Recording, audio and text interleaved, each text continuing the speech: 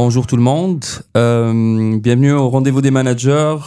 Ici avec vous Mokhtar Adidan et aujourd'hui on va parler de gestion de crise. C'est pour ça qu'on a accueilli avec nous Adnan Azawi. Bonjour Adnan. Bonjour Mokhtar. Ça va bien ? Ça va très bien et toi ? Super. Adnan, est-ce que tu peux un petit peu nous présenter ce que tu fais dans la vie, comment t'es arrivé en fait à la gestion de crise ? Parfait, merci beaucoup Mokhtar pour cette invitation et puis félicitations pour cette belle initiative qui permet de mettre en avant en fait l'exécutif MBA de l'ESG UQAM, mais aussi toutes les personnes qui composent cet exécutif MBA et qui sont tous des gestionnaires et des dirigeants de haut niveau qui viennent partager un peu leur expérience. De mon côté, moi je suis aujourd'hui président d'un cabinet de conseil qui s'appelle Onela Conseil, et qui est un cabinet de conseil en gestion stratégique d'entreprise. Donc, on accompagne en fait les entreprises dans tout ce qui est gestion des opérations, gestion des ressources humaines, tout ce qui est le côté expérience client, et aussi de la formation et du coaching aussi pour les dirigeants. Et en particulier, on intervient aussi dans des situations de gestion de crise. J'allais dire un peu dans toutes les industries de services, mais particulièrement dans le secteur de la santé, qui est mon secteur de prédilection. Et qui fait que depuis plusieurs années, j'ai eu l'occasion d'occuper des postes de direction dans des établissements de santé, que ce soit des cliniques médicales, mais aussi des CHSLD, ici au Québec, mais aussi à l'international. Ce qui fait qu'aujourd'hui, on peut parler un peu de la gestion de crise, c'est que j'ai eu l'occasion d'être confronté à ça dans mon activité professionnelle, que ça soit dans un environnement où on peut avoir on arrive dans des entreprises qui subissent en fait une crise économique ou une crise en termes de ressources humaines, ou aussi une crise réputationnelle. Et finalement, si on veut rester spécifique sur le secteur de la santé, ces 10 dernières années, malheureusement, on a connu aussi une pandémie, celle du Covid-19, qui a particulièrement ébranlé ce secteur-là. Mais aussi, il y a un peu plus de 10 ans, la grippe H1N1 et puis des épisodes de canicule qu'on peut retrouver par-ci, par-là dans certaines régions du monde et qui touchent le secteur de la santé. Mais si on revient un petit peu en arrière, est-ce que tu es ingénieur de formation ou comment en fait tu as pris ce chemin-là pour y arriver? Et un chemin très sinueux et complexe, un parcours très atypique. Moi, je suis podiatre de formation, donc professionnel de santé à la base. Puis j'ai basculé rapidement dans le secteur administratif, dans la gestion. Ouais. Donc j'ai une maîtrise en droit, économie, gestion, et puis quelques certificats ici au Canada et en France, particulièrement dans le management de proximité, la stratégie de communication et aussi la finance d'entreprise. Et en ce moment, à mes heures perdues, je clôture dans les prochaines semaines, j'espère, l'exécutif MBA de l'ESG UQAM. Donc, un parcours de soignant en santé à la base, et puis ensuite basculer rapidement dans le volet administratif et gestion d'entreprise. C'est excellent, mais c'est quoi qui t'a attiré vers le volet administratif ? Écoute, je prenais beaucoup de plaisir en début de carrière quand je faisais des consultations, mais j'allais dire que j'étais très heureux d'accueillir des patients, d'être en face à face avec eux et de pouvoir les soigner. Mais en réfléchissant un peu de plus près, je souhaitais au fait être dans un environnement où il y a un peu plus de personnes, où j'ai l'occasion en fait de côtoyer des équipes, qu'elles soient nombreuses. Donc j'ai eu la chance d'avoir un peu sous ma responsabilité des fois un peu plus de 1000 employés. Wow. Mais c'était vraiment cette envie-là de côtoyer plus de personnes, de pouvoir avoir une équipe et puis surtout de pouvoir travailler en équipe sur des projets qui permettront de faire avancer, de faire progresser les établissements de santé, mais aussi d'autres secteurs d'activité. Ouais, c'est quand même addictif la gestion. Et une fois que tu commences, t'es pris, en fait. T'es pris au jeu. Exactement. C'est assez paradoxal parce qu'on se plaint tous les jours de dire qu'on a beaucoup de travail et qu'on a beaucoup de problèmes, mais en même temps, on doit être quelque part masochiste puisqu'on aime ça. Exactement. Maintenant, si on essaie de se recentrer sur la gestion de crise, c'est quoi les différents types de gestion de crise auxquels tu as été confronté dans ta carrière ? De plusieurs cas, je pourrais citer un en particulier qui est dans un établissement de santé on était dans un établissement de santé qui avait beaucoup de plaintes à travers les patients, et puis un climat social qui était très néfaste. Et en même temps avec des autorités de tutelle gouvernementales qui avaient un peu l'établissement en ligne de mire. Donc c'est sûr que... alors c'est un peu étrange parce que c'était le premier établissement que j'ai géré dans ma carrière. Donc en tant que jeune gestionnaire, arrivé dans un environnement que je pourrais presque qualifier comme un champ de guerre, puisque c'était vraiment le cas. Donc j'arrivais mon premier jour, je découvre que l'établissement est en grève.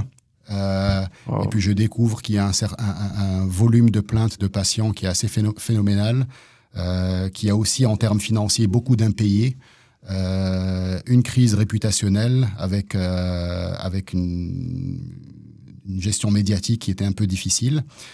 Donc je dirais que j'ai eu un peu tout le cocktail. Ouais, le cocktail dans le premier, dans ce premier établissement. Donc il fallait un peu, j'allais dire, jouer sur tous les fronts. À la fois économique, à la fois de sauvegarder en fait la survie de l'établissement, mais en même temps répondre à notre clientèle et répondre aussi aux autorités gouvernementales pour leur, j'allais dire, certifier qu'on allait se remettre dans le droit chemin.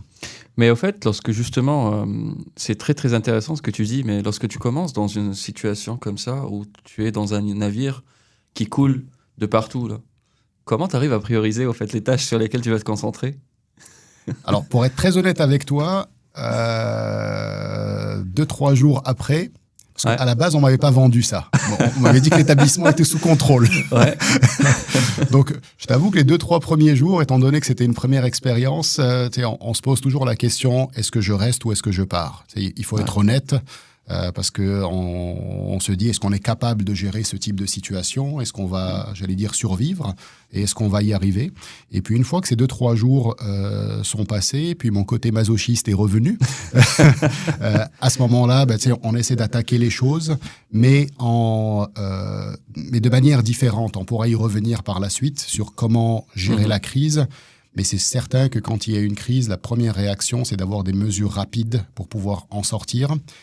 Et puis de gérer ses priorités. Il est évident qu'on ne peut pas aller sur tous les fronts et régler tous les problèmes en 24 heures. Ouais. Donc on commence par les problèmes qui sont les plus, j'allais dire, vitaux. Et ensuite, on verra dans un deuxième temps comment on pourra aborder la situation. C'est un genre de Pareto, au fait. C'est ça. Parfait. Sauf que c'est un Pareto qui n'est pas 80-20, c'est 20-80. C'est ça, c'est ça. Maintenant, si on essaie de voir un petit peu c'est quoi les caractéristiques spécifiques d'une crise, comment on dit, OK, là, on est face à une crise? Okay. Effectivement, les crises ont des caractéristiques uniques. Après, ça peut être variable en fonction du type de crise. Est-ce que vous avez une crise économique, financière, environnementale, ou est-ce que c'est une crise qui peut être de santé publique, là, comme on l'a eu là, ces dernières années? Mais j'allais dire, le point commun entre ces crises-là, c'est qu'il y a la notion d'impact, où tu as un impact qui va être à court terme, mais tu as aussi des répercussions qui peuvent être à long terme. Quand on parle de cet impact, c'est un impact qui va être à la fois sur les personnes, sur les organisations, sur les économies, sur la société elle-même, avec des répercussions à long terme. Si on prend en considération le cas de la Covid-19, on a eu l'impact à court terme, où on a vécu des périodes de confinement. Et puis sur le long terme, je vois aussi qu'on a encore des répercussions et des séquelles, parce que ça a modifié aussi notre manière de travailler. Le télétravail a émergé et persiste encore aujourd'hui. Et puis, si on le regarde d'un côté plus relationnel, je vois aussi que si on prend en considération la société latine, où on aime bien se serrer la main, on aime bien se faire la bise, je constate encore qu'aujourd'hui, on a des fois un peu peur d'aller vers l'autre. Donc, on voit bien que ça a aussi modifié sur le long terme nos comportements. Ouais. D'autres caractéristiques de la crise, c'est l'incertitude.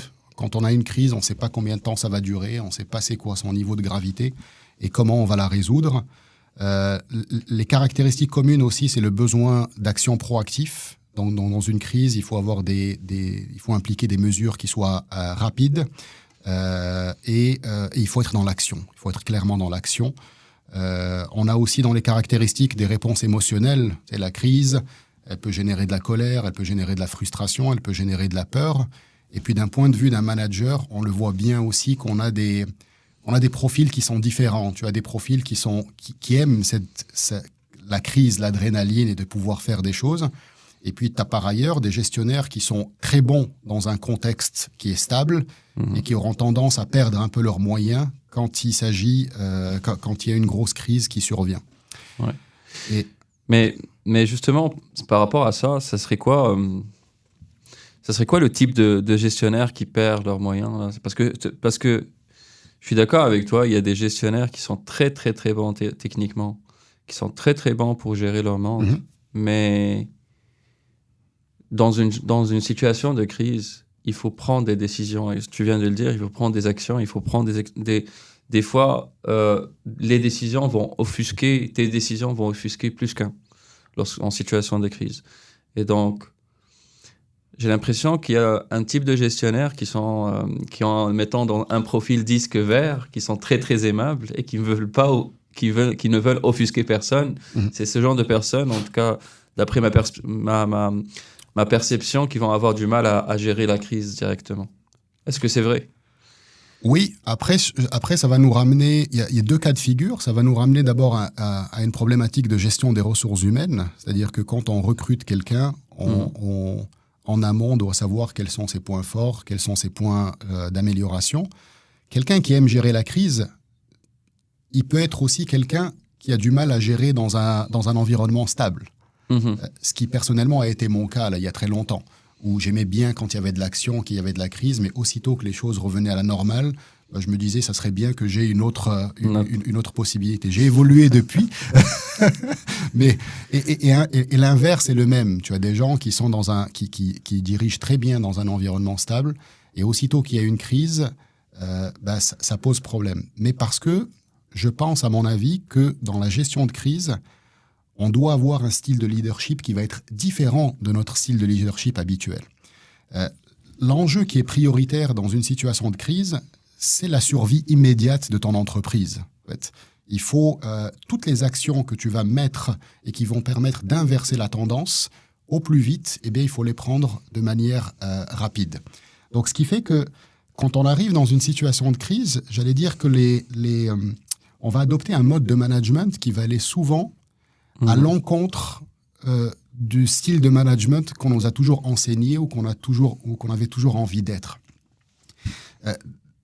Si je peux apporter peut-être 3 ou 4 conseils pour un leadership en gestion de crise, j'allais dire la première des choses, il faut presque agir avant d'analyser. C'est que si tu mets pas en place des actions qui sont immédiates, tu risques en fait juste d'exacerber la crise derrière. Le deuxième conseil, et on en a parlé là tout à l'heure, ça serait en fait d'accepter volontairement de négliger certains domaines pour se concentrer sur des enjeux qui vont être davantage prioritaires. En temps normal, on a envie de balayer un peu tous les secteurs et de savoir que tout est sous contrôle. En situation de crise, on est limité dans le temps et donc il faut choisir ses combats dans un premier temps. Un troisième conseil, ça va être... c'est un peu délicat de le dire comme ça, parce qu'on a toujours prôné un management qui était participatif, qui était collaboratif. Mais j'allais dire qu'il faut presque adopter un management qui sera, entre guillemets, autoritaire. Pourquoi autoritaire ? Parce qu'en situation de crise, vous devez imposer des décisions et vous devez faire en sorte de les mettre en œuvre rapidement, avant de taper dans le mur. Et je dirais le dernier conseil, ça va être ça un peu l'art du manager, c'est de ne pas chercher à tout prix à résoudre tous les conflits d'intérêts. C'est-à-dire que tu as plusieurs parties prenantes qui rôdent autour de ton entreprise. L'idée, c'est d'amener en fait toutes ces parties prenantes à sacrifier leurs exigences particulières pour l'intérêt collectif. Et c'est ça qui est important. Et puis de bien aussi évaluer tes parties prenantes. Je prends un exemple pratique. Une banque, par exemple, qui est votre organisme qui vous finance, qui vous prête de l'argent, quand tout va bien, rarement une banque va s'immiscer dans votre gestion des opérations. Ce qui l'intéresse, c'est la réunion annuelle que vous allez avoir avec elle pour lui présenter votre bilan, ce qui avance. Mais elle ne va pas venir vous poser des questions sur votre gestion des opérations au quotidien. Dans le cadre d'une gestion de crise économique, par exemple, dans une entreprise, il est évident que cet acteur-là, qui était non pas négligé, mais qui n'était pas prioritaire dans un temps normal, deviendra un joueur prioritaire parce qu'il en va de la santé financière de ton entreprise. Et donc, probablement qu'il va s'immiscer et qu'il va attendre des résultats rapides dans ta démarche. Honnêtement, c'est vraiment très intéressant. Et lorsque la manière avec laquelle tu me présentes ça, c'est que, donc, lors d'une situation de crise, il faut agir rapidement. Donc, c'est ça ce que je retiens de ça, ce que je retiens de ce que tu m'as dit. Et ce qui pop un petit peu dans ma tête, c'est que, est-ce que, lors de la gestion des opérations ou la gestion de projet, on a des méthodologies qu'on utilise par rapport à ça, là, que ce soit la gestion de projet, on a les différentes étapes de la gestion de projet. Pour la gestion des opérations aussi, on a plusieurs méthodologies de résolution de problèmes. Mais est-ce qu'on utilise une méthodologie spécifique pour la gestion de crise, ou c'est de l'action pure et dure où tu agis et après tu ajustes, sans avoir une méthodologie bien claire? Non, effectivement, tu as complètement raison, Mourtar. Il y a de l'action, c'est sûr qu'il y a de l'action, mais c'est de l'action qui doit être ordonnée et coordonnée.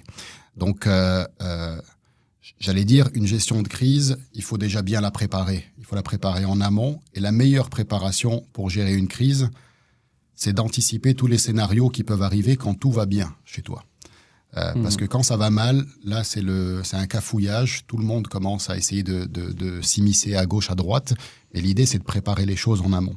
Donc, je te dirais, la méthodologie, oui, il y en a une. Si on prend le cas, par exemple, d'un établissement de santé, il faut commencer déjà par identifier tous les risques qu'il peut y avoir. Quand je dirigeais des établissements de santé, par exemple, et quand on me demandait quelle profession j'exerçais, j'ai toujours répondu gestionnaire de risques. Parce qu'en fait, dans le fond, c'est ce qu'on fait. On est là pour gérer des risques et pour éviter qu'ils surviennent. Et si jamais ils surviennent, on a déjà un plan de match pour pouvoir les contrer. Donc, c'est d'identifier tous les risques, que ce soit des catastrophes naturelles, des pannes d'équipement qui peuvent arriver dans une clinique, des épidémies, des accidents et autres. Deuxième chose, il faut mettre en place une équipe de gestion de crise. Qui doit être, j'allais dire, définie en amont et qui doit être composée des personnages ou des personnes clés de l'institution, en l'occurrence la direction, le directeur médical ou la directrice médicale, les responsables des opérations, les responsables des communications, et puis de définir en amont les rôles et les responsabilités de chacun dans une gestion de crise. Je dirais, le troisième point, ça va être un plan d'urgence. Le plan d'urgence, c'est toutes les actions qu'on devrait prendre avant, pendant et en sortie de crise derrière. Je veux dire, le quatrième point qui est important, c'est la gestion de la communication. Et ça, on pourra y revenir là tout à l'heure parce que c'est une part très importante d'une gestion de crise. Donc, c'est toute la gestion et la préparation de la communication interne avec ses acteurs locaux, mais aussi toute la gestion de la communication externe pour pouvoir communiquer avec les patients, leurs familles, et aussi avec les médias dans le cadre d'une gestion de crise. Puis après, il y a plein de petites choses qu'on peut rajouter, comme par exemple, si on reste spécifique sur le secteur de la santé, le stock d'urgence. On l'a bien vu avec la pandémie, où on s'est retrouvé à un moment donné dans plein de pays à manquer de masques, à manquer de gants, à manquer de gel hydroalcoolique, de blouses, de surblouses. Donc quand on anticipe ça, on doit toujours avoir un espèce de stock d'urgence d'équipement, de manière à ce que quand ça arrive, on est déjà prêt à démarrer tout de suite. Ok, donc en fait, toutes ces étapes-là que tu viens de mentionner, c'est les bonnes pratiques, mettons, pour éviter une crise. Et toutes ces étapes-là, normalement, ça devrait être fait en amont, lorsque on est en période, on va dire, calme. Ouais. Mais je pense que même, tu sais, la meilleure personne sur Terre qui pourrait gérer les risques, qui pourrait estimer un petit peu les risques qui pourraient arriver, tu as tout le temps un risque que tu calcules pas et qui vient foutre le bordel, désolé pour l'expression, mais un petit peu, et créer une crise. C'est parce que si on n'a pas ça, on n'aurait pas de crise, là. Si tout est sous contrôle, tout a déjà été maîtrisé, tout a déjà été pensé, on n'aurait pas de crise. Donc, il y a tout le temps quelque chose.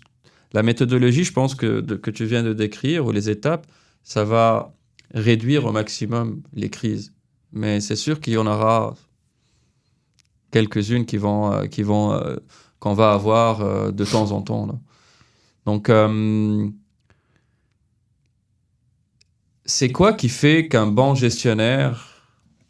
C'est quoi la différence entre les gestionnaires au moment où ça arrive, là? Ouais, c'est une très bonne question, là, Mokhtar. Effectivement, ce qui a été dit avant, c'est la crise est là et comment on a imaginé, c'est toute la boîte à outils qu'on a mis en place avant pour la contrer. Mais j'allais dire, l'objectif, on parle beaucoup de gestion de crise, mais la plupart des crises, dans les caractéristiques des crises, on parle de soudaineté des crises. C'est un sujet avec lequel je suis pas vraiment d'accord. Parce qu'on parle toujours d'une crise qui survient de manière brutale, de manière inconnue, et qui nous prend de court. Mais quand on regarde, la plupart des crises, elles ont toutes eu des signes avant-coureurs avant d'arriver. Si on prend, moi qui suis un passionné d'aviation, un crash d'avion, ça n'arrive pas parce qu'il y a un seul facteur. La plupart des crashs d'avion, c'est une succession de mini-facteurs qui ont fait qu'on est arrivé à la crise. Si on prend l'exemple là, de Boeing, là, c'est le mois dernier avec le 737 MAX 9, et la porte qui s'est décrochée, c'est pas la porte qui s'est décrochée comme ça, c'est que probablement avant, est-ce qu'il y avait eu un process qualité qui définissait comment les boulons devaient être bien vissés? Est-ce qu'il y a eu une double vérification? Est-ce qu'il y a eu un service qualité qui est arrivé derrière? Est-ce qu'on s'est pas précipité parce que pour des raisons économiques, on a squeezé certaines étapes pour pouvoir vendre? Donc tu vois que c'est toujours une escalade de plusieurs mini-facteurs qui nous amène à une crise et qui me laisse dire personnellement que la plupart des crises sont prévisibles. Ouais. Et comme tu disais, on parle toujours de gestion de crise, mais la finalité, c'est comment éviter en fait que cette crise-là arrive. La question qui est très intéressante, où tu disais, c'est quoi c'est vis-à-vis d'un gestionnaire, qu'est-ce qui fait qu'on aura un bon ou peut-être un moins bon gestionnaire en termes de crise? Je vais juste reprendre une expression d'Edgar Morin, qui est un philosophe et un sociologue français, et qui utilise un peu une métaphore médicale et qui te disait le bon médecin voit, lui, des signaux faibles avant même que les symptômes ne soient clairs. Donc, je pense que cette phrase, elle veut tout dire. Le bon gestionnaire, c'est celui qui va voir et détecter, interpréter ces signes avant-coureurs et mettre en place un dispositif qui fera que la crise soit ne viendra pas, soit son impact sera limité derrière. Donc, si on peut apporter un conseil à des gestionnaires, en fait, dans le terme d'éviter la gestion de crise, ça va être en fait se donner les moyens d'identifier tous ces signes avant-coureurs qui précèdent le déclenchement d'une crise, de s'efforcer, j'allais dire, à neutraliser les mécanismes de défense qui ont tendance à nous pousser, nous, en tant qu'êtres humains, à sous-évaluer le risque. Je veux dire, tous les psychologues te diront que l'homme, d'une manière générale, quand il est confronté à un danger ou à un risque, il a toujours tendance à faire l'autruche et à essayer soit de sous-estimer, soit d'être dans un déni de ce risque-là. Donc, il faut s'efforcer, en fait, de sortir de ce côté-là. Et puis, en parallèle, il faut aussi veiller en tant que gestionnaire à bien veiller à ce que l'application de toutes les mesures préventives que tu mets en place pour éviter la crise, qu'elle ne soit pas entravée par un ou plusieurs individus ou des lobbies qui, eux, ont intérêt à ne pas tenir compte du danger de la crise.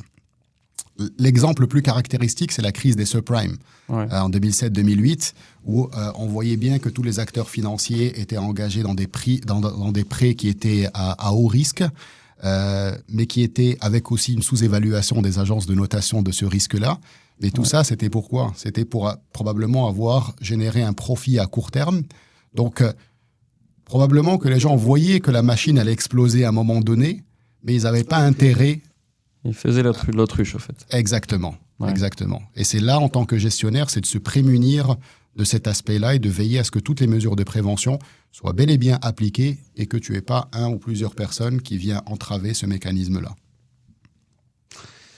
Excellent, excellent. Et maintenant, si on revient un petit peu dans le domaine de la santé, je voudrais avoir, je ne sais pas si tu aurais un exemple par rapport aux éléments d'un plan de gestion de crise efficace,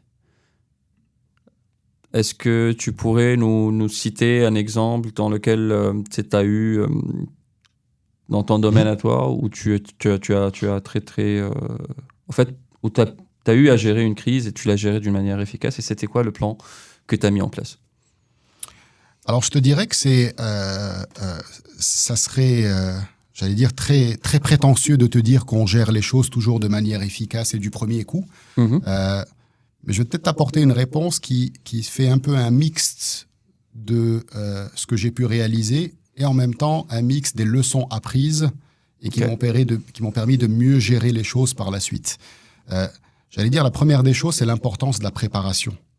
Et ça, c'est fondamental. On voit bien que quand on n'est pas dans l'anticipation, quand on n'a pas mis en place des procédures claires, des protocoles clairs, qu'on n'a pas fait des simulations, des sortes de crash tests en amont, ben c'est sûr que quand on n'est pas préparé, il y a de fortes chances que ça tourne mal derrière. Ce que j'en retiens aussi, c'est le volet aussi, la réactivité et l'agilité. Donc on a bien dit la crise, il fallait être réactif et il faut aussi être capable de s'adapter en fait, aux différentes circonstances et de pouvoir, en plan de match, j'allais dire, il doit s'ajuster presque minute par minute. La troisième chose, c'est d'assurer une bonne communication. Il faut qu'il y ait une communication qui soit transparente. On pourra peut-être le détailler par la suite sur l'aspect communication, mais il faut être en mesure de pouvoir informer de manière régulière et en toute honnêteté tous les acteurs et les parties prenantes de ton entreprise. La notion de coordination, mais qui revient aussi avec la préparation, il faut que tu travailles ensemble. Il ne faut pas qu'il y ait un travail en silo. Plus que jamais, il va falloir qu'on soit unis et qu'on travaille en équipe. Et puis derrière, je te dirais, c'est l'évaluation des risques. C'est si tu n'as pas identifié en amont toutes les menaces qui peuvent arriver et que tu n'as pas un minimum de préparation, j'allais dire, il y a de fortes chances que ça puisse mal tourner. Et il y a quelque chose aussi qu'on oublie souvent parce qu'on pense que nous, les êtres humains, on est des machines, mais c'est aussi la gestion du stress. La gestion du stress pour soi-même, mais aussi la gestion du stress des équipes qui t'entourent derrière. Alors, plus que jamais, il faut essayer de s'encourager, de se soutenir et puis de se dire, bah, tiens, on va s'en sortir d'une manière ou d'une autre, quoi. Et je dirais vers la fin, c'est là où il faut faire le bilan. Donc, on est vraiment dans l'apprentissage. Ça nous ramène aux méthodes de gestion des opérations. C'est derrière de revenir, qu'est-ce que j'ai appris et comment je pourrais le mettre en place pour que la fois d'après, je sois encore meilleur. Ouais. En fait, c'est vraiment... ça a du sens. Ça a beaucoup de sens. J'essaie de voir un petit peu, ça serait quoi aussi les obstacles à une gestion efficace. Parce que là, on a parlé un petit peu de... les éléments clés pour que ça fonctionne bien. Mais ça serait quoi les bloquants? Des choses qui pourraient bloquer une gestion efficace d'une crise? En fait, il y a plusieurs éléments qui peuvent... On en a abordé quelques-uns là tantôt. Ouais. On pourrait peut-être les détailler davantage. On revient sur le volet manque de réactivité qui peut vraiment faire en sorte que votre crise elle soit vraiment exacerbée. Je prends le cas d'un exemple qui avait lieu en 2003, qui était on est vraiment dans le secteur de la santé, là, particulièrement. En 2003, en France, il y a eu une forte canicule dans le pays et on a vu que ce côté manque de réactivité, même lorsqu'on est confronté à une crise où on n'a pas pu, qui vient d'un environnement exogène, on voit bien qu'une réaction rapide peut clairement limiter les conséquences de cette crise-là. Or, en 2003, ce qui s'est passé, c'est qu'on a commencé à avoir des données qui nous montraient une hausse de la mortalité, notamment chez les personnes âgées, et il s'est écoulé plusieurs jours avant qu'il y ait, j'allais dire, des mesures qui soient prises. La conséquence, on a bien vu la catastrophe que ça a donné, cet épisode caniculaire en France, et qui avait coûté à ce moment-là la place du ministre de la Santé du pays. Le deuxième cas, c'est le côté, j'allais dire, les biais comportementaux qui vont nous pousser à sous-estimer en fait, le danger. On a eu un cas précis, je crois que c'était en 99, avec le naufrage de l'Erika. Je ne sais pas si tu t'en rappelles, Mokhtar, où effectivement il s'est écoulé plusieurs jours avant que, j'allais dire, les dirigeants de Total puissent réagir. Mais pendant ces plusieurs jours, je crois que c'était estimé à peu près à 2 semaines, en fait, la société a eu tendance à minimiser les risques, de dire non, je ne pense pas, il ne devrait pas y avoir de comment on appelle ça, de naufrage, pas de naufrage, mais qu'il ne devrait pas y avoir des galettes de mazout qui vont arriver dans le littoral français. Et ils avaient sous-estimé en fait ce côté-là, si bien que 2 semaines plus tard, on s'est retrouvé avec des galettes de mazout sur les plages en France. Et là, il n'y avait plus le choix. Donc, et ce qui est dangereux dans cette approche de sous-estimer le risque, c'est que derrière, quand ça arrive, vous envoyez en fait une mauvaise image de vous auprès du public, parce qu'on a toujours tendance à penser que l'entreprise a fui ses responsabilités, en fait, au final. Et puis, je te dirais, en dernier, c'est aussi des freins. On a aussi des freins puissants qui nous poussent à ne pas mettre en œuvre des plans de prévention à la hauteur. Et là, on peut citer, si on prend par exemple la surexploitation des poissons aujourd'hui dans les océans, avec la pêche industrielle, on sait à un moment ou à un autre qu'on va aller à une catastrophe, mais on ne met pas en place des mesures à la hauteur du risque qu'on va avoir. Si on parle du réchauffement climatique, par exemple, et on a bien connu à Montréal cette semaine avec 15 degrés, je crois. 15 degrés. En fait, un gap du jour au lendemain de 30 degrés, là, quand même. On est parti du 15 à moins 15. C'est fou. Donc, en 24 heures. Qu'on croit ou pas au réchauffement climatique, parce que je ne veux pas m'immiscer dans ce débat-là, mais une chose est sûre, c'est que 15 degrés un 28 février à Montréal, à minima, on devrait se poser des questions. Donc, il se passe quelque chose, mais on a l'impression qu'au niveau mondial, on le minimise et on ne met pas des actions. Je pense, honnêtement, par rapport à la gestion de crise de façon générale, je pense que ce soit au niveau au niveau de l'entreprise ou au niveau d'un gouvernement, j'ai l'impression que investir de l'argent pour quelque chose qui ne s'est pas encore produite, j'ai l'impression que pour eux, ça n'entre pas. C'est comme si c'est de la perte. C'est une perte. Ils préfèrent que ce soit une compagnie ou que ce soit un gouvernement réagir que prévenir. Et c'est ça qui est problématique, je pense. Mais tu as tout résumé, Mokhtar. Là, j'ai absolument rien à ajouter. Effectivement, là, et on le voit dans les crises, là, on revient au fameux adage « vaut mieux prévenir que guérir ». Et on voit bien que les entreprises, d'une manière générale, on est encore loin de cette approche-là.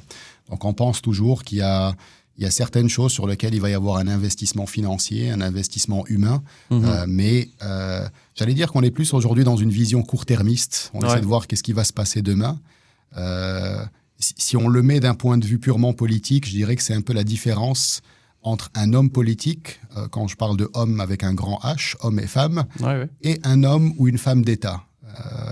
Donc c'est aussi cette notion, un homme ou une femme d'État, c'est des gens qui ont une vision qui est à long terme. Là où peut-être qu'aujourd'hui, on est dans une crise justement d'hommes et de femmes d'État, où on essaie de voir, même dans la gestion de nos propres entreprises, qu'est-ce qui va se passer demain, mais on ne pense pas forcément à après-demain et aux années suivantes. Ouais, c'est dommage. Maintenant, si on se concentre un petit peu sur... on a parlé tout à l'heure beaucoup de la communication. La communication, on avait dit que c'est quand même un aspect très, très important. C'est dans la gestion de crise, c'est quand même... la communication, c'est pas seulement dans la gestion de crise, c'est dans tout ce qu'on entreprend, en fait. Tu peux mobiliser des gens avec la communication, tu peux apaiser les gens lors d'une crise avec la communication. Donc, si tu essaies de me développer un petit peu le volet communication lors d'une crise.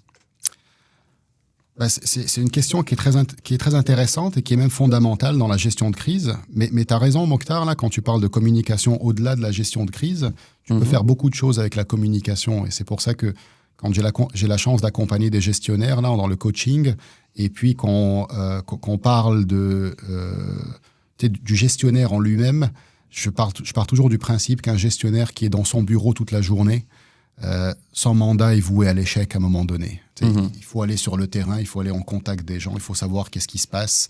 Et pour le savoir, il faut parler aux gens, il faut communiquer avec eux, il faut ouvrir des canaux d'échange et autres. En ce qui concerne la communication en gestion de crise, j'allais dire traditionnellement, on parle souvent de crises qui sont mal gérées, mais elles sont mal gérées parce que la communication a été mal gérée derrière. L'approche qu'ont certaines entreprises, c'est en situation de crise, c'est de pouvoir dissimuler de l'information ou de manipuler l'information. Pour moi, cette attitude-là va conduire systématiquement à l'échec derrière. Quand on analyse un petit peu, quand on intervient dans des entreprises à gauche, à droite, on voit certaines entreprises qui, en temps de crise, vont choisir de garder le silence, d'autres qui vont essayer de camoufler certaines choses, d'autres qui vont essayer de prendre de la distance par rapport au problème, voire même de jeter le blâme sur la partie adverse. Et puis, finalement, tu as d'autres qui, eux, vont être beaucoup plus incisifs et ils vont attaquer de front toute personne qui vient à les critiquer. Moi, je pense personnellement que cette approche-là ne marche pas. Elle ne marche pas parce que tôt ou tard, le public va savoir qu'il a été trompé. Et aujourd'hui, notamment avec les réseaux sociaux, avec tous les moyens de communication qu'on peut avoir, j'allais dire, tu peux plus cacher quelque chose. Hein. Et comme on dit souvent, les mauvaises nouvelles arrivent plus vite que les bonnes. Ouais. Donc, c'est pour ça que pour moi, cette démarche ne marche pas. Si je devais conseiller en 5-6 points une démarche de communication en gestion de crise, pardon, ça serait d'essayer déjà, vous, en tant que gestionnaire, de se mettre à la place de la partie adverse. Donc, il faut essayer de comprendre un peu c'est quoi les craintes de la partie adverse. La deuxième chose, ça va être peut-être d'encourager en fait la recherche commune en commun. C'est-à-dire plutôt que de chacun travaille de son côté, c'est de dire, tiens, j'ai mon adversaire par exemple, ou la personne avec qui j'ai un conflit, alors je vais me réunir avec elle et puis on va essayer de rechercher un peu les choses en commun. La troisième chose qui permet aussi de tempérer un petit peu la situation, c'est qu'il faut offrir en fait des conditions de dédommagement en fait aux gens. Le quatrième point, qui va un peu avec le troisième, c'est il faut être fair play, donc il faut accepter ses responsabilités et d'admettre ses erreurs. Parce que de toutes les manières, si vous les dissimulez, que vous les cachez, on finira par le savoir. Et ça sera encore pire pour votre entreprise. Donc autant être honnête dès le début et jouer franc jeu. Et puis j'allais dire, le troisième temps, on parle toujours de la gestion de la crise, mais on parle de la crise comme étant à un moment T, sur le court terme. Mais il faut aussi, en tant que gestionnaire, quand vous gérez votre entreprise, de penser à l'après-crise et sur le long terme. Donc, toute communication que tu vas adapter, il faut l'adapter dans une certaine gestion de la relation sur le long terme. C'est-à-dire, toutes les actions que je mène là, toute la communication que je vais tenir là, est-ce que ça va être cohérent et est-ce que ça va me permettre d'avoir des éléments qui soient suffisants pour une sortie de crise et de se réengager dans une confiance avec mes clients sur le long terme. Parce que la crise, c'est bien beau d'en sortir, mais derrière, il faudrait que votre entreprise soit pérenne. Derrière. Ouais, mais c'est très, très intéressant dans le sens où est-ce que toi, dans l'expérience que tu as eue, est-ce que il y a eu des crises à travers lesquelles l'entreprise a pu se relever? Ou une entreprise où généralement, là, on parle d'entreprise, mais donc dans le sens où tu as eu une crise, la personne ou le gestionnaire, il est sorti, il a fait son mea culpa, et après ça, est-ce que la compagnie ou le gestionnaire ont pu se relever? C'est très intéressant comme question. Ma réponse est oui. Je l'ai vécu moi-même. Mais effectivement, quand tu parles de mea culpa, il faudrait que derrière, j'allais dire, tes paroles, ou plutôt tes actes, suivent tes paroles. Ouais. C'est-à-dire, les gens vont toujours t'accorder une certaine confiance, de dire, OK, tu as fait ton mea culpa, tu t'es engagé dans un plan d'action. Et derrière, le plus dur, c'est de tenir le plan d'action et les engagements que tu as tenus auprès des uns et des autres. Mmh. Et là, si tu le tiens sur le long terme, la situation peut se rétablir et le climat de confiance peut revenir. Mais si ce n'est pas le cas, parce que là, tu auras tout le monde qui aura le focus sur toi, définitivement, si tu ne tiens pas tes promesses, là, tu ne te relèveras jamais de cette crise-là. Et c'est là où intervient aussi le côté médiatique, parce que des fois, des grosses crises, elles viennent aussi avec un aspect, avec une crise médiatique derrière. Et c'est de savoir aussi, en tant que gestionnaire, comment communiquer en fait et gérer les relations avec les médias derrière. Ce qui est paradoxal, c'est que ce que je constate moi, c'est qu'on considère toujours les médias un peu comme des sortes d'adversaires ou comme des ennemis. Alors que plus que jamais dans une gestion de crise, il faut pas essayer de manipuler les journalistes.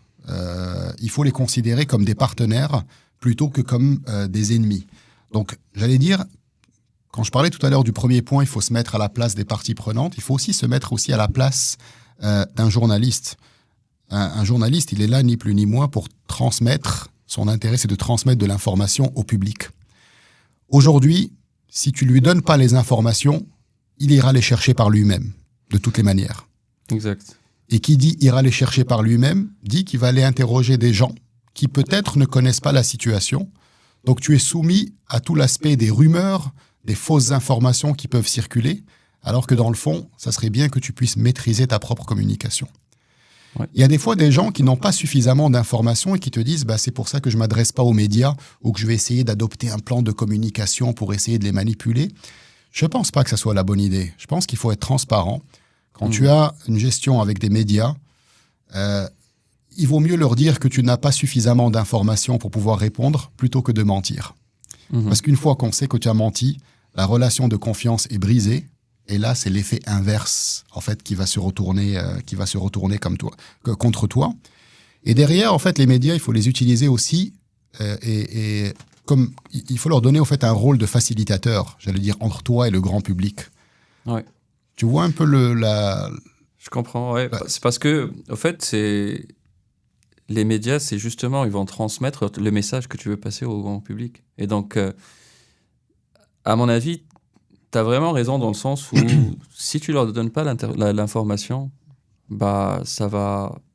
tu t'ouvres juste la porte à une interprétation qui peut pas être vraie, en fait. Et ça va juste escalader le problème encore plus, là. Donc, je trouve que c'est très intéressant ce que tu viens de dire, c'est de maîtriser le canal de communication. Tout à fait. Donc, et c'est pour ça que je te dis, les médias, il faut vraiment les utiliser comme un rôle de facilitateur, parce que quand tu parlais à juste titre de l'information, tu sais, il faut que tu maîtrises aussi l'information que tu transmets. Tu peux aussi, quand tu as un conflit avec quelqu'un, utiliser justement le média comme un rôle de conciliateur et de facilitateur.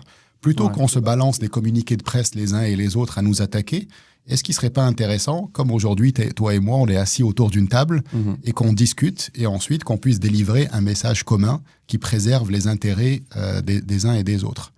Mais ça nous amène aussi sur l'aspect de la communication. Et ce que je constate aussi des fois qui est un peu défaillant, c'est que quand tu n'as pas défini en amont un porte-parole de ton entreprise, tu peux te retrouver dans un sacré cafouillage où tout le monde prend la parole, tout le monde pense maîtriser le sujet. Et puis surtout, tout le monde donne son avis dans ton entreprise, alors que là, non, on a besoin d'avoir un seul avis qui soit vraiment pour l'entreprise. Donc, le choix du porte-parole, il est fondamental, parce qu'il faut que tu puisses avoir quelqu'un qui soit, j'allais dire, sympathique, qui sache aussi s'exprimer en public, qui a une bonne réputation, parce que c'est comme ça que tu vas créer, au fait, un lien de confiance durable avec les parties prenantes et avec les médias. Puis quelqu'un qui connaît le sujet, en fait, qui maîtrise aussi tous les aspects techniques et qui est capable aussi j'allais dire, dans le profil de ce porte-parole, qui soit capable aussi d'expliquer les choses avec humilité et pédagogie. Absolument. Mais là, en fait, on est en train de parler de communication. Donc, ça va plus dans le sens communication avec l'extérieur. Mais ça peut aussi être une communication lorsqu'il s'agit une communication interne, à l'interne aussi. Lorsque c'est une crise à l'interne, lorsque c'est une crise entre départements dans une compagnie, ça peut être géré de la même manière, right? Exactement. Là, on est vraiment sur la communication interne et externe.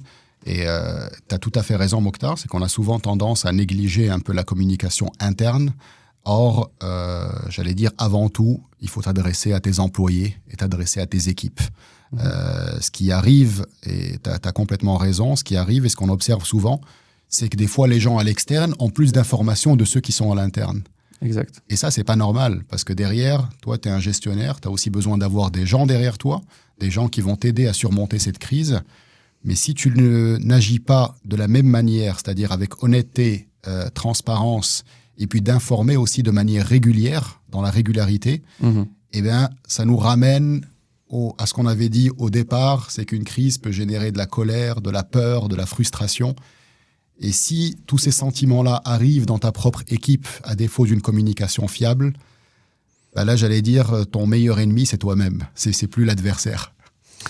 Ouais, et c'est ça, au fait, la communication interne, c'est ça qui fait aussi d'un gestionnaire un bon gestionnaire. Et c'est ça, la communication, c'est un trait, justement, du gestionnaire et qui va lui permettre d'avoir un certain leadership, là. Donc, par rapport au leadership, ça serait quoi ? On avait commencé à parler de ça au début, lorsqu'on avait dit que en situation de crise, c'est mieux d'avoir un leadership autoritaire.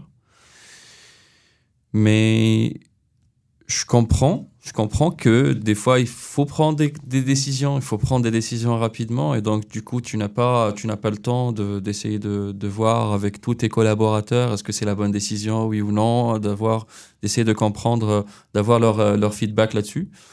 Mais est-ce que c'est le seul style de leadership qu'on devrait appliquer en moment de crise ? Bah, je te dirais que, tu sais, quand je parle d'un management autoritaire, c'est toute proportion gardée. Quand le côté autoritaire vient surtout avec la notion du temps qui est limité pour agir et qu'il faut agir vite et mettre en œuvre les choses rapidement. Donc, je prends mon cas personnel qui est plutôt dans un management qui est participatif, collaboratif. Moi, dans ma gestion, j'essaie de mettre le maximum de personnes dans le coup. Et puis aussi de faire en sorte que je puisse répondre un peu aux demandes du terrain. Au final, un gestionnaire n'est qu'un porte-parole des gens qui sont sur le terrain. Maintenant, je t'avoue que quand j'ai été confronté à des situations de crise majeure, qui dit situation de crise majeure, dit ton entreprise peut fermer demain. Là, je dois bien avouer que je consulte pas beaucoup, ou du moins je consulte le comité de gestion de crise. Ça nous ramène à la préparation dans l'amont, c'est-à-dire que plutôt que d'aller consulter 50 personnes, il y a un comité qui est là, qui est composé de 5, 6, 7 personnes, et puis à la suite de cette réunion, on passe aux actions. Parce que derrière, si tu attends de consulter un peu tout le monde, tout ça, ça prend du temps, et le temps, t'en as pas. Ouais. Donc, d'où l'importance, l'idée, c'est pas d'agir tout seul, mais c'est d'avoir ce fameux comité de gestion de crise avec les 4, 5, 6 personnes clés qui sont dans l'entreprise, et puis derrière, de prendre des actions rapides. Donc, c'est de là devient le côté autoritaire. Le mot est peut-être un peu trop fort, mais ce qui veut dire que tu vas moins consulter, mais agir davantage. Parfait. J'ai une question qui me passe par l'esprit. Ça serait quoi, tu sais, là, avec la technologie, avec l'intelligence artificielle, avec le progrès exponentiel, quand on voit le progrès technologique exponentiel, comment tu verrais les rôles et responsabilités d'un gestionnaire de crise dans l'avenir, mettons dans un horizon de 5 à 10 ans? C'est une très bonne question. Si tu me permets, Mokhtar, je vais poser la question à ChatGPT pour qu'il puisse te répondre. mais justement, ça serait, est-ce que l'AI et l'intelligence artificielle va nous permettre de mieux gérer ces risques-là, les risques que reliés à chacun des emplois? Est-ce que ça serait parce que là présentement, j'imagine quand la préparation dont on a parlé tout à l'heure pour gérer un petit peu les risques, c'est fait à travers un comité qui, au bout d'un brainstorming, vous listez un petit peu les risques qui sont reliés à la business. Mais est-ce que tu penses que dans l'avenir, justement, l'AI va remplacer ce comité-là? Alors, je pense que le remplacer, non. Mais l'aider et t'aider en tant que gestionnaire dans ta prise de décision, c'est sûr que l'intelligence artificielle va avoir un impact. Elle a déjà un impact aujourd'hui, puisqu'on a déjà beaucoup d'entreprises qui commencent à travailler avec, et ça aura un impact certain dans le futur. Le fait de pouvoir compiler un peu toutes les données avec le big data, d'analyser, de collecter des données, d'analyser ces données-là, et puis derrière, qu'on puisse s'en servir comme un outil de décision, c'est sûr que dans les exercices de simulation, quand on avait dit de préparation d'avant-crise, ça fera certainement économiser beaucoup de temps et ça permettra aussi d'anticiper au fait des crises et de pouvoir les gérer de manière optimale. Si on prend le cas, par exemple, du secteur de la santé, c'est sûr que tout ce qui est intelligence artificielle et big data, qui te permet, ne serait-ce que dans les diagnostics médicaux, ça te permet aussi d'avoir des diagnostics qui vont être précoces, juste à partir de l'imagerie médicale que tu peux avoir, ou en analysant des milliers ou des centaines de milliers de symptômes qu'on peut observer chez toute une population. Ça pourra permettre, je pense, dans le présent déjà, mais aussi dans le futur, de détecter probablement des cancers bien avant qu'il y ait les signes avant-coureurs qui puissent être là. Tout comme on a utilisé aussi la collecte et l'analyse de données là, pendant la Covid-19, puisque c'est aussi cette technologie qui nous permettra de détecter et de surveiller des épidémies avant qu'elles n'arrivent et au moment où elles sont là. Donc c'est sûr qu'aujourd'hui, plus tu peux avoir de données que tu vas collecter, que tu vas interpréter et que tu vas analyser à travers l'intelligence artificielle, plus ça donnera des outils aux gestionnaires pour pouvoir prendre les bonnes décisions. C'est pour ça que je te dirais, remplacer le gestionnaire, à mon avis, non, mais lui donner davantage d'éléments pour qu'il puisse prendre une décision éclairée, je pense définitivement que c'est oui. Et rendre son travail, rendre son travail beaucoup plus efficace. C'est lui sauver du temps, amener plus de précision. Donc c'est un peu. Puis j'allais dire faire en sorte qu'il fasse son vrai métier de gestionnaire, qui est avant tout d'analyser et de prendre des décisions, plutôt que d'être davantage dans le côté technique pour ensuite analyser à la fin. Donc je suis tout à fait d'accord avec toi, ça sauve du temps et ça lui permet de se concentrer, j'allais dire, sur là où on l'attend. Ouais. Donc, juste pour résumer un petit peu, on a parlé de plein de choses depuis tout à l'heure, mais juste pour résumer un petit peu. Donc, la gestion de crise, en fait, ça se résume, si on résume ça. Donc, il faut bien se préparer. Pour bien se préparer, il faut bien lister tous les risques. Absolument.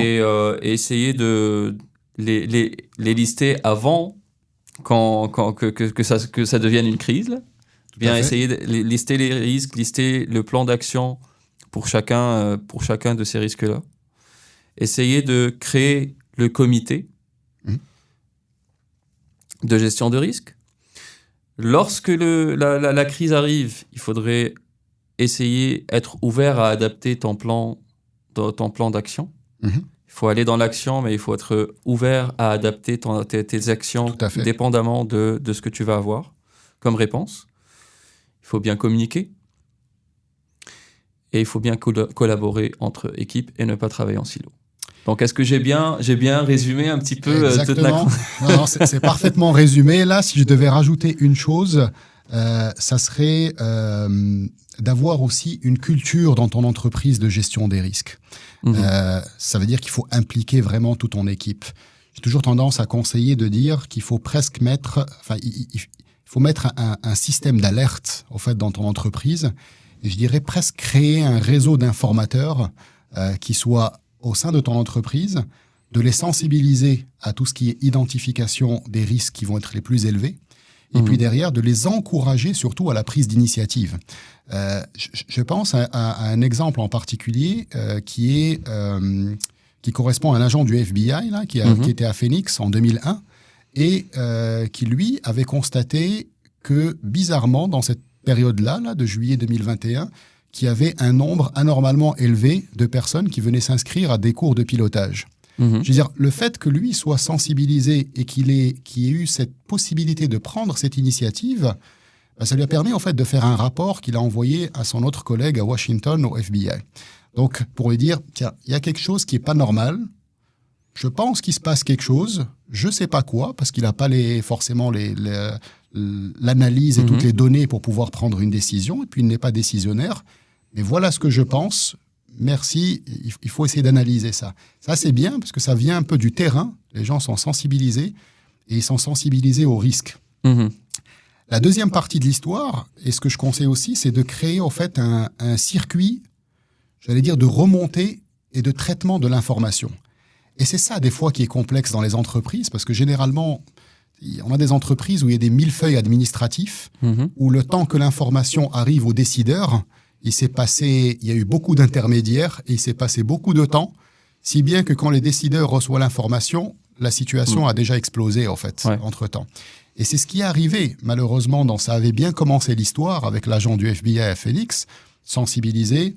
Il avait l'initiative de dire « je constate quelque chose d'anormal », sauf qu'il a envoyé un rapport écrit à son collègue à Washington. Mais son collègue à Washington, probablement qu'il a classé le dossier de côté parce qu'il n'a pas jugé prioritaire. Il n'a pas escaladé. Exactement. Ouais. Et on a vu ce qui est arrivé derrière, 2 mois plus tard. Donc j'allais dire que dans le côté sensibilisation et d'encourager dans la prise d'initiative, il faut faire en sorte que quand tu as quelqu'un qui détecte un facteur de risque qui pourrait avoir un impact très fort, comme par exemple ce qui est arrivé malheureusement le 11 septembre, c'est de pouvoir directement, j'allais dire presque, peut-être pas squeezer les étapes, mais aller directement au contact du décideur. C'est-à-dire que c'est celui qui va prendre une décision. Probablement que si le rapport était arrivé tout de suite au sommet du FBI, avec toutes les données et les informations que eux avaient sur le terrorisme, tout ce qui peut se passer à gauche, à droite, ils auraient probablement pris en considération ce signalement de cet agent de Phoenix. Donc, c'est là où ça nous amène à un autre sujet qui est, j'allais dire, la simplification de l'organigramme dans une entreprise et de faire en sorte que quand il y a un facteur de risque majeur, il faut qu'il arrive tout de suite à la personne qui est censée prendre des décisions. Ouais.